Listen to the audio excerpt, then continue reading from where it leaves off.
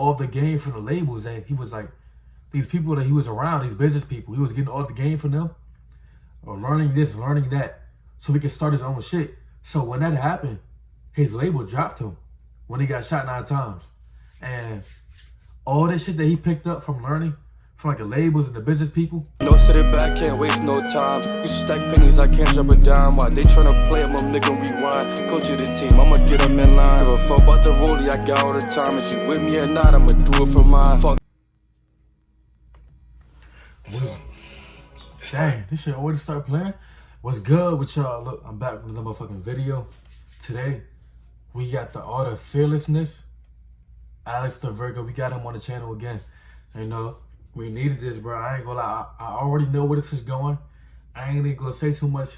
I'm gonna get into this bitch. I'm gonna let that shit flow. And I'm gonna say whatever I feel like. Whatever's on my mind. Anything that's external or anything that's superficial, I think the greatest fear you face is yourself. Because and I go, you gotta have Kobe on here, man. You gotta have Kobe. Well, man, because I think the greatest fear that we face is ourselves. Actually, you know, I think it's not anything that's external or anything that's superficial. I think the greatest fear you face is yourself, because you know, we all have dreams, and it's very scary sometimes to accept the dream that you have, and it's scarier still to say, okay, I want that. It's scary because you're afraid that if you put your heart and soul into it and you fail, then how are you going to feel about yourself? Right? So being fearless means putting yourself out there and going for it. No matter what, go for it. Not for anybody else, but for yourself. Whatever I'm afraid to do, I do it. Anything I'm afraid of, I confront it. It's a sign of victory. I always believe that adversity or nervousness, it like pretty much catapulted me into success. I have to have these feelings to fight. Without them, I would never go in the ring. What is your deepest fear, young man? Why I keep saying that? What's your deepest fear? What that mean? Our deepest fear is not that we are inadequate. Our deepest fear is that we are powerful beyond measure. It is our light, not our darkness, that most frightens us. Your playing small does not serve the world. There is nothing enlightened about shrinking so that other people won't feel insecure around you. We were all meant to shine as children do. It's not just in some of us, it's in everyone. Dog, he got the Coach Carter joint on here. Let me find out, bro. This is hard as fuck. Nigga, the Coach Carter movie is fire. Y'all need to see that. I don't know if y'all seen that or not. But look, bro, at every point that they're hitting on right now, bro, is exactly what it is, bro. If you take away all that fear in your mind, bro, you can do whatever. Fear is what holds niggas back. When you grew up, when you were a kid, bro, you told to not do this, not do that, bro. That develops that fear. When you were a kid, you free, you doing everything. Like, you learn through failure, right? So, what stops you right now from failing right now? What stops you from learning to fail right now? You feel me? And niggas be scared of the unknown, bro. But you gotta go through it first. You gotta go through it, man. If this is what you want, go through it. Let our own light shine. We unconsciously give other people permission to do the same. As we are liberated from our own fear, our presence automatically liberates others. Fear. Imagine being I able to would get build out of anything here. just by thinking about it. Meet Base 44. False evidence appearing real. We all have fears, I suppose. Some have fears about what others think about them and become crippled with it so much that they end up doing nothing at all. Others fear their own potential and are quite literally scared of themselves. But see, if you're anything like me, you would know that truly there is nothing to fear at all. And if anything, the only thing to fear is the fear of not reaching your own potential. You know, it's kind of funny though. Fear is like the old cliche school bully. It's so big and bad and so many are intimidated by it and nobody really ever has the courage to stand up to it. But then there's always that one person who just doesn't like see what others see about the bully. They're able to look in the eye and go toe to toe and conquer it. Those people are the ones who understand the art of fearlessness, an art in which I will teach you. But before we do that, please go subscribe to my second channel, which is my commentary channel, where I'll be talking about stuff like, you know what I'm saying, why Young Thug's album is trash, why BBLs are actually killing women, or the public gooning epidemic. I don't know, that's just gonna be a more lighthearted and more consistent channel, obviously, because you know it's a lot easier to get those uploads out. Anyways though, yeah, pin comment, go check out that channel. But with that though, let me explain the art of fearlessness. It was July 16th, 1975, and a young Sabrina Jackson gave birth to a boy. She named him Curtis. and suited him well. Sabrina was a well-known drug dealer involved in Queens, Jamaica, New York. It was the height of the crack epidemic, and she was well respected in the streets. Curtis saw this and took it in, as all children do. But see, being a drug dealer, while it commands respect, it allows a flashy lifestyle and financial freedom, it also comes at the cost of your safety, freedom, and mental health. And Sabrina was not above this, because at the age of 8, Curtis woke up one morning and saw the news that his mother's body had been left unconscious in a burning building that was set Oh man. So he's going into the story of 50 Cent mom. fire. And while there was no foul play or official suspect identified, the streets knew that she had been shot, most likely due to something drug related. And it was here that Curtis instantly changed and learned a valuable life lesson, one that he would carry for the rest of his life. Tomorrow is not promised. Any day you can leave this earth. And more importantly, nobody's coming to save you. I never ran from anything because I didn't have nobody to go to. I've always had it where I'm going, home to get me. Ain't nobody there. I've always been in a situation where I'm forced to deal with it myself. And with Curtis realizing he didn't just want to live the rest of his life in the projects, he started to think about more than just his environment. He wanted nice things. He wanted to be somebody, and he didn't just want to live a normal rat race job anymore. So at the ripe age of 12, not too long after the death of his mother, he decided to follow in her footsteps and started selling drugs. He roamed doing street deals and actually started to create a name for himself. And by the time he was 19, he was already operating a whole business out of his grandparents' house. But the house would get raided and he would shortly be arrested soon after and would be sentenced to 3 to 9 years, but ended up only serving 6 months. After getting out, he realized he wanted to change. It was time to transform. And he realized he wanted to start rapping, as most niggas do when they get out of jail. And look, I'm telling y'all, bro, if y'all know about the book, The 50 of Law, bro, it's an amazing book.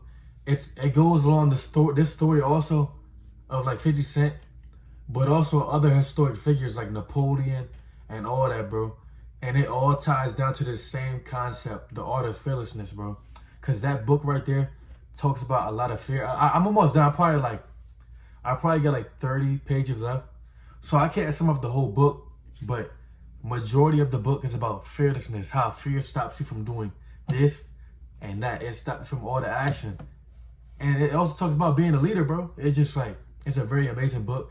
It goes through the story of 50 Cent and how like the situations that he was in, that he had to maneuver around, whether it was from the streets or the music business as a whole. And they talked about a lot how like the music business was not too far from the streets as far as like how grimy these people is about their money. It's like the same thing, you feel me? But you gotta maneuver around it the same way. You can't be afraid. You gotta run to that motherfucker, bro, and risk this shit. Put it all on the line for your goals, for what you want for your family, man. You feel me? It's an amazing book. Like, if you really open-minded, bro, go read that shit. So he changed his name to 50 Cent, a way to symbolize change. And it was here he started to gain a buzz in New York. It was mainly for his smooth deliveries and his mixtapes that were full of remixes of popular songs. And it was around this time where he recorded his first album titled The Power of a Dollar, which had the infamous song How to Rob. He got signed to Columbia Records shortly after due to this buzz. It was set to drop this same year. But then, in a symbolic fashion, the same as his mom, his past came back to haunt him. Because one night, when he was by his trunk getting something out of his car, he was shot 9 times over a past beef right in front of his grandparents' home. He was rushed to the hospital, and people were unsure if he was going to make it. Somehow, though, he pulled through. He was hospitalized, and his label and fear of him being a liability dropped him immediately. Speaking of getting shot, if you don't want to get shot, go subscribe to my second channel, Virgo Speaks, Alex the Virgo Commentary. Eventually, though, he recovered, but he had to go back into hiding as he didn't want the people who did this to him to find him and complete the job. So he found a producer / manager named Shaw Money that was really interested in him as a talent who just got a house in the suburbs, and he started hiding out. And bro, y'all want to hear some amazing shit, bro? Like, about that whole 50 Cent situation. It's all in the book too, by the way. But when 50 Cent got shot, first of all, before he got shot, you know, he was already on the rise. Like, as far like in the labels and shit. And he was getting all the game from the labels. And he was like, these people that he was around, these business people, he was getting all the game from them. Or learning this, learning that. So he could start his own shit. So when that happened, his label dropped him. When he got shot 9 times. And all that shit that he picked up from learning, from like the labels and the business people, he used all that shit just to elevate his shit, bro. Get rich or die trying, bro. The shit that we all know. Get rich or die trying, bro. For real. Where they would talk for hours, talk about visions, and he would start recording. And it was in this time away from the hood, in a more safe environment, 50 was able to fully explore his talents. Although he now had a more harsh and raspy throat due to being shot in the mouth, he learned to use his voice as an instrument and lean into the imperfections of it. And he started to realize the last thing he should do is fade away, as he's seen so many do before him after going through something in the streets. He instead realized he had two choices: either be crippled by the fear of death and quietly disappear and not go after the future he wanted, or realize death is inevitable and today is good as any other day. Just fucking say, oh, yo, this shit about to get me hyped up, bro. But you see what I'm saying, bro? Like, just like you said, in that situation, he got shot 9 times. He could have just gave up, bro. Stopped all that shit. Fuck the dreams, fuck this, fuck that. He could have been like that, bro, but he kept on going, bro. And the nigga became who he is today. You feel me? So it's a good ass story, bro. I suggest you read the book, bro. It gives you more like insight and details within the details that you already know. As you know, he chose the former. He started taking rap really serious again and dropped mixtapes, remixes, and songs that were messages to the people who shot him, taunting them. This was unheard of at the time. And 50 started to become one of the biggest underground New York names at this time. It was said that these same mixtapes you would hear being played all throughout New York if you walked up and down the street. And it gained so much of a buzz that even Eminem took note and eventually went on to sign 50. And whenever it was time to shoot his first album under Shady Aftermath, he decided to name it around the same philosophy that I said he chose earlier: get rich or die trying. This is the same album with that infamous song titled Many Men. Many men wish death upon me, blood in my dog and I can't see. And 50, after the release of this album, skyrocketed. I mean, he was in commercials, shoes, games, and went on to have a successful career that is still reaching new levels and demographics till this day. But that's not what I want to highlight. Look at 50's philosophy for life and how he approaches problems. It's not that he isn't ever scared, but he doesn't let that get in the way of what he wants to do. There's more ruthless people in the business world and in the street. There's nothing worse than being someone who spent hours, even when you're off the clock at home, studying your company's reports. But when your boss asks for that information, you always let someone else provide it first. That person probably hasn't put in nearly the work that you have, but they're also not afraid to be wrong. So when your boss looks at this person, she sees someone who is active, who's participating, who seems passionate. When she looks at you, she doesn't know what to think. Maybe she doesn't think anything at all. It's not fair that that person with their hand always up is going to get promoted before you. They're going to get office before you. They're going to leverage their promotion to a better paying job at a competitor before you even get a raise. You were better trained, better prepared, but you didn't let the world see that because you were scared. See, 50 was never the best marketer, lyricist, but he always had grit and confidence in himself to do whatever. And that's what sets him apart. Most people don't have the confidence in themselves to take the next step or to go, this is mine, I'm taking this, and I don't care how none of y'all feel about me getting this. But 50, who felt like he didn't have many people in this world anyways who cared about him, never really had that problem. I thought I was ready in 97, and I didn't have a major record company marketing to promote my project till 2003. Right.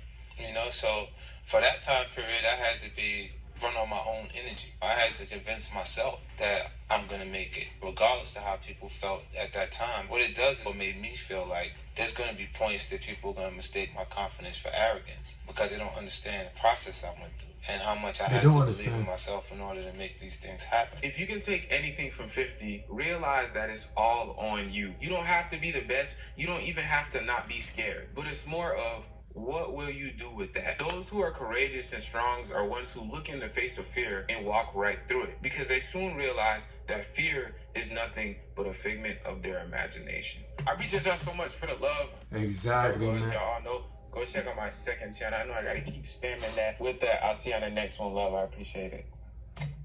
Yo, man, shout out Alex the Virgo, man. Amazing video, bro. Amazing philosophy, bro, because that's what it really is. Like, that book, bro, if y'all read that book, bro, man, you'll be amazed by, like, the historical figures that are mentioned, bro. And it really follows this same message in this video. I'm telling you, man, it's crazy. So it talks about Napoleon. I gotta read through it again, but I remember, like, the one I remember the most was Napoleon with him. Like, it's just, man, don't let that fear control you, man. You can overthink yourself out of position for real, bro. And that takes away, hold on, I'm making a video right now. But that takes away from the action, bro. When you could be really running this shit up, bro, you overthinking. Trying to think every move through. Man, you just gotta get this shit right, man. Yeah, y'all niggas gonna do it, man. Shout out to y'all. Keep on working, keep on grinding, bro. I'm grinding right with y'all, man. I'm trying to get to 1,000 subscribers. So hit that subscribe button, bro. I'm gonna see y'all niggas next time for sure. Alright, y'all.